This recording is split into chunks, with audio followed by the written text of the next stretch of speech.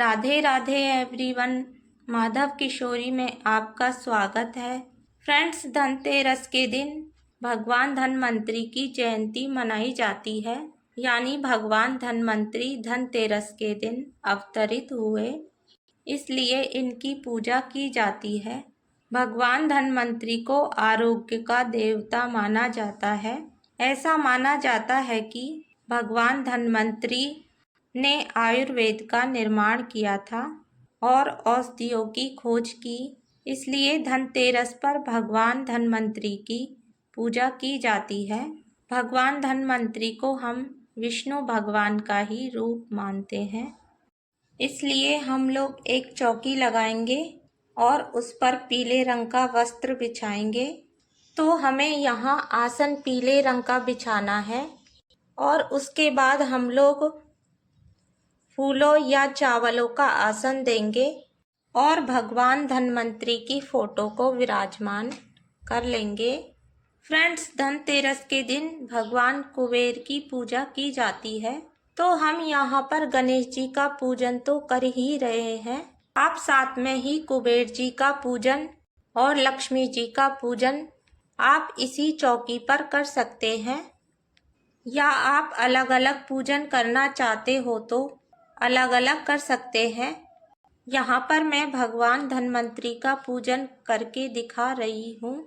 साथ में ही भगवान धन्वंतरि के साथ में ही हमें कलश की भी पूजा करनी है।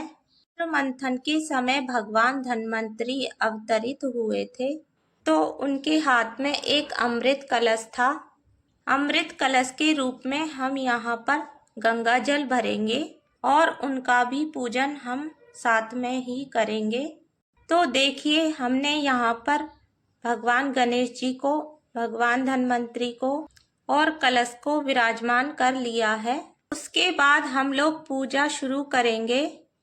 सबसे पहले हम लोग शुद्धिकरण करेंगे। यहाँ पर मैंने गंगा जल ले लिया है और फूल से इस तरह से शुद्धिकरण करेंगे। उसके बाद हम लोग अक्षत का आसन देते हुए दिए को प्रज्वलित करेंगे। आप या तो फूलों का आसन दे सकते हैं या अक्षतों का आसन दे सकते हैं। तो यहाँ पर मैंने दिए को विराजमान कर लिया है। उसके बाद मैं यहाँ दिया जला दूंगी, तो हम यहाँ पर दिया जला लेंगे। फ्रेंड्स, ऐसा माना जाता है भगवान धन्वंतरि की पूजा करने से हमें आरोग्य काया प्राप्त होती है।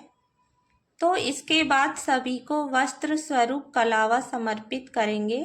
देखिए, यहाँ मैंने कलावा समर्पित कर दिया है। पहले हम यहाँ चंदन का तिलक लगाएंगे, इसके बाद रोली का तिलक लगाएंगे।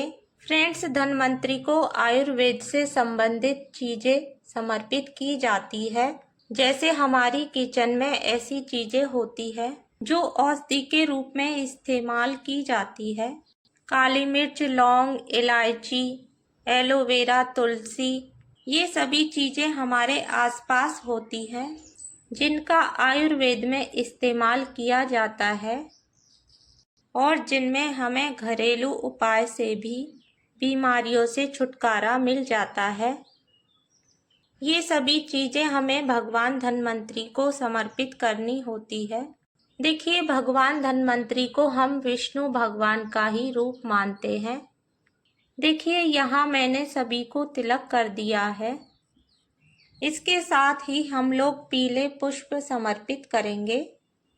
इसके साथ साथ भगवान धन्वंतरि को, कलश भगवान को और जो हमने दिया लिया है, दिए को भी हम पुष्प समर्पित करेंगे।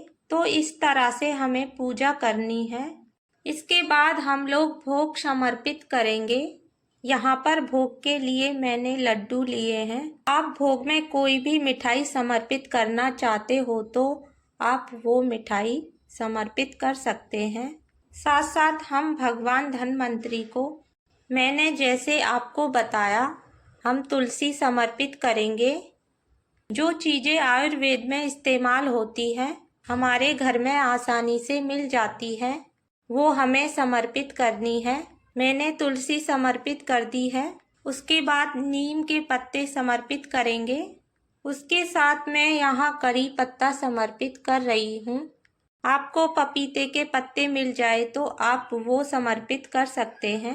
यही हम लोग हमारी किचन में जो आयुर्वेद से जुड़ी हुई चीज़ें होती है वो भी भगवान धन्वंतरी को समर्पित करेंगे। यहाँ पर मैंने हल्दी समर्पित कर दी है, साथ में ही मैंने सुपारी ली है। इसके साथ ही छोटी इलायची समर्पित करेंगे। यहाँ पर मैंने कुछ लौंग ली है, मैं लौंग समर्पित कर दूंगी। उसके साथ साथ कुछ अजवाइन और काली मिर्च समर्पित कर देंगे। तेज पत्ता समर्पित कर देंगे। देखिए, ये वो सभी चीज़ें हैं जो हमारी किचन में है, जिनका इस्तेमाल आयुर्वेद में होता है। कम से कम 5 चीज़ें तो हमें ज़रूर लेनी है।